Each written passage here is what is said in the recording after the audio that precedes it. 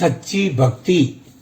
बहुत से लोगों को देखा जाता है कि वे दूसरों को भक्ति का पाठ पढ़ाते रहते हैं, जबकि वे स्वयं न तो भक्ति की ABCD जानते हैं और न ही जानने का प्रयत्न करते हैं। एक बार गुरु नानक देव यात्रा करते हुए सुल्तानपुर पहुंचे।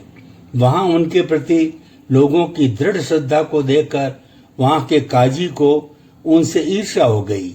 उसने सूबेदार दौलत खां के खूब कान भरे और शिकायत की कि वह कोई ढोंगी है, इसलिए आज तक कभी भी मस्जिद में नमाज पढ़ने में नहीं आया। सूबेदार भी कान का कच्चा था। उसने काजी का यकीन कर तुरंत सिपाही के हाथ नानक देव को बुलावा भेजा, किंतु नानक देव ने उस ओर ज्यादा ध्यान नहीं दिया। सूबेदार ने पुनः सिपाही को भेजा। अब की बार नानक देव सिपाही के साथ आ गए। उन्हें देखते ही सूबेदार डांटते हुए बोला, आपको समझ नहीं आता क्या? पहली बार बुलाने पर क्यों नहीं आए? ये सुनकर नानक देव बोले, मैं खुदा का बंदा हूँ, तुम्हारा नहीं।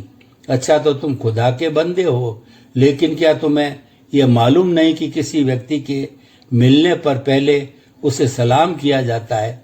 तुमने सलाम किया मुझे?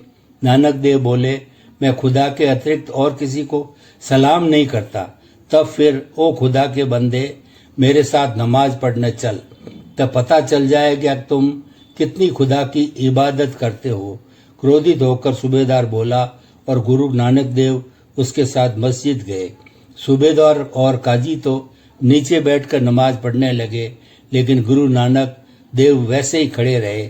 नमाज पढ़ते पढ़ते काजी सोचने लगा कि आखिर उसने इस घमंडी व्यक्ति को झुका ही दिया, जबकि सूबेदार का ध्यान घर की ओर लगा हुआ था।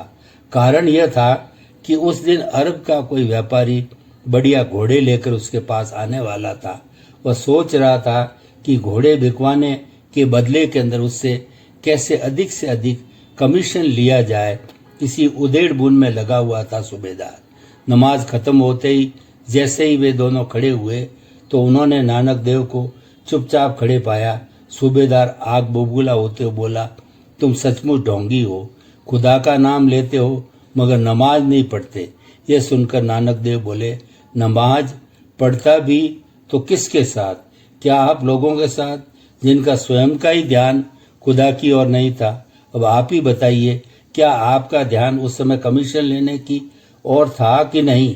और ये आपके काजी जी तो उस समय मन ही मन इतने खुश हो रहे थे कि जैसे उन्होंने मुझे मस्जिद में लाकर बड़ा तीर मार लिया है। यह सुनते ही दोनों झेप गए और गुरु नानक के चरणों में झुककर क्षमा मांगने लगे।